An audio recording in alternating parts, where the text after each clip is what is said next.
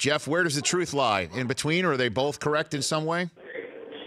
I think it lies a lot more on Giancarlo Stanton's side than it does Derek Jeter's. And the problem is Derek Jeter won't acknowledge the fact that he played this wrong from the beginning.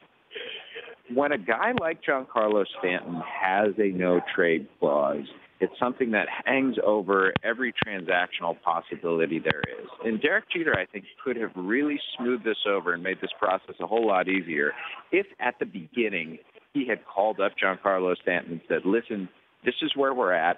This is what we're thinking. We want to work with you. Instead, it became an adversarial process. And when you buy a team for $1.2 billion and don't make one of your first phone calls to the guy you owe nearly $300 million over the next 10 years, that implicitly says you are not in our plans for the future. And so when you don't involve him in that, I think it led to the animus that was involved in this situation. And it ended up with Giancarlo Stanton striking away those deals to the Giants and the Cardinals and becoming a New York Yankee. So let's follow the line of thinking here that you just posited there, Jeff. Do you think that Jeter, had he worked with Stanton, could have created a market between the four teams that Stanton gave him a list that he would have traded, allowed himself to be traded to, say the Dodgers and the Yankees bidding against one another, or did they not at all? Walk me through that part of this process.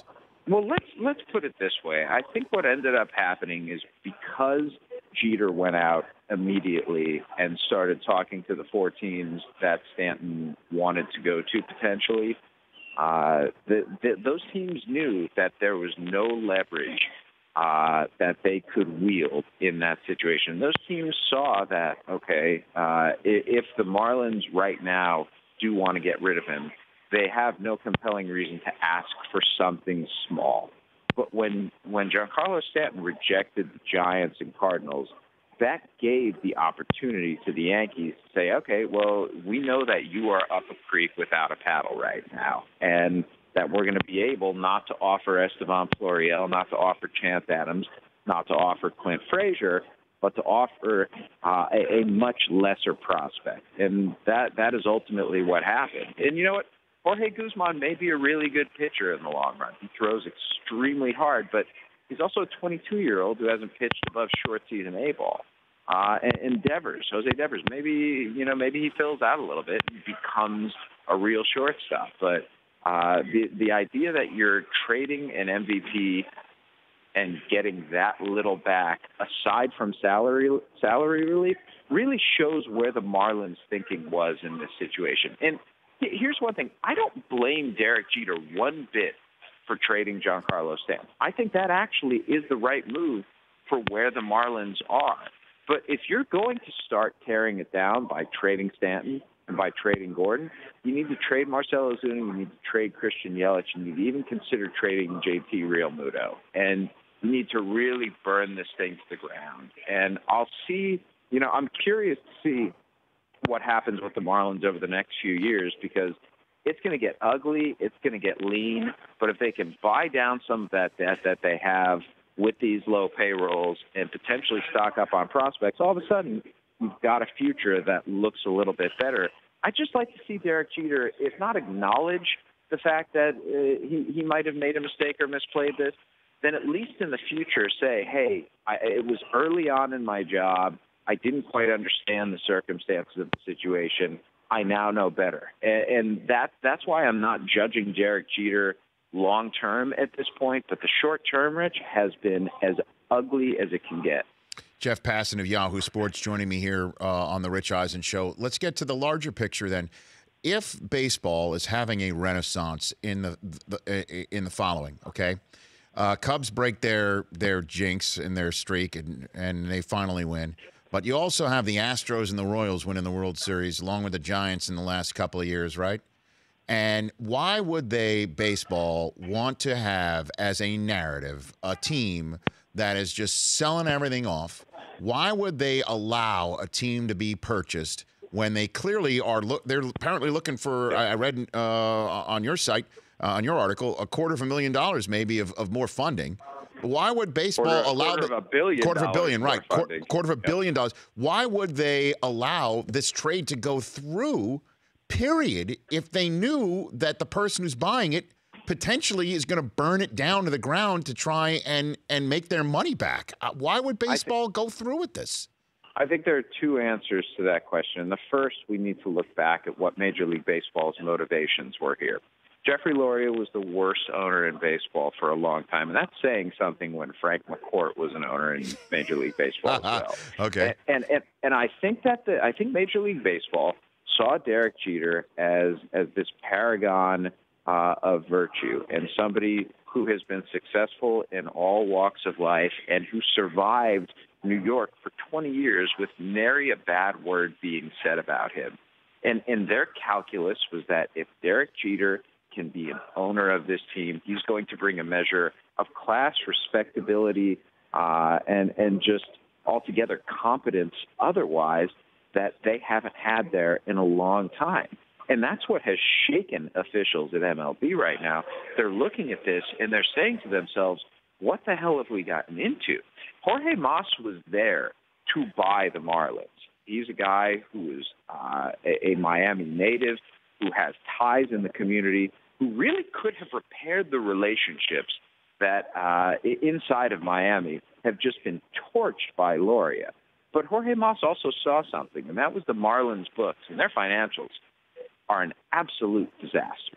And he said, I'm not going to pay $1.2 billion for this. So in Major League Baseball's eyes, getting $1.2 billion for the Marlins and getting Derek Jeter was better than getting a guy who long-term probably would have been the right person to own that team. They were taking a risk in going with Derek Jeter, and it's a risk that at this point has not paid off yet and that they're hoping can be salvaged. But the big question about Derek Jeter, let's remember, at the end of his career when he was a bad shortstop, Derek Jeter still thought he was really good. At the end of his career when he did not belong in the two-hole in the Yankees lineup, he still believed that he was a two-hole hitter. And that is part of what made him such a great player. It was just this blind faith that you are going to be great. And I still think he sees that, but ownership is a lot different than being a Major League Baseball player. The skill set, it requires human touch. It requires the ability to glad hand. It requires all the things that Derek Jeter, frankly, disdained as a player.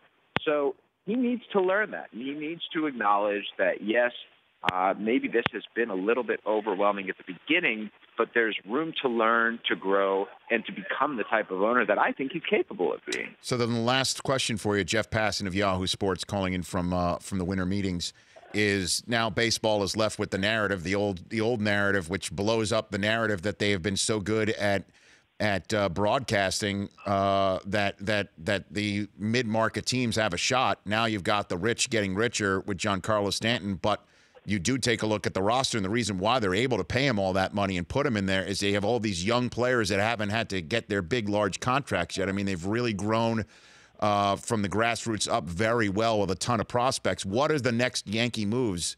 We're already seeing one today with Chase Headley being sold off to San Diego, which suddenly appears to be in the mix quite a bit here in this winter meetings. What do you think the next moves, the domino effect of this trade is going to be, Jeff?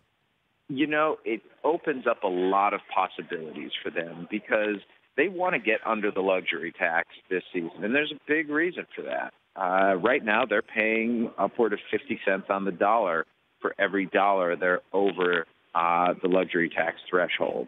If they go and get under it this season, that resets their number, and they're paying only 20 cents on the dollar. So we're talking about tens of millions of dollars in savings potentially for when they go out next offseason and really pursue Manny Machado. And the idea of a lineup with Manny Machado, Didi Gregorius, Gleyber Torres, and Greg Bird around the diamond, with Gary Sanchez behind home plate, and with Clint Frazier, Giancarlo Stanton, and Aaron Judge in the outfield. I mean, we're talking about a potentially historic lineup right there. And all the Yankees need is some pitching right now, and the Headley deal clears $13 million off that luxury tax number because San Diego took on every penny of that contract, and it gives them the ability, if they want, to go out and to get an Alex Cobb or to be in play potentially for a Yu Darvish or a Jake Arrieta or to bring CC Sabathia back. They're also in play with some young controllable starters, whether it's Michael Fulmer or Garrett Cole. So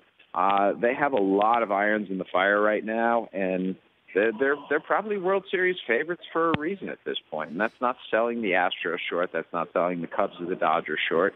It's just that the Yankees have an array of talent that's probably right now unmatched throughout the game. Jeff, thanks for the call. Appreciate it. We'll chat with you down the line. Pleasure's always mine, Rich. Thanks for having me, buddy. Great column. Jeff Passan, read it. The Rich Eisen Show, weekdays at noon Eastern on Audience.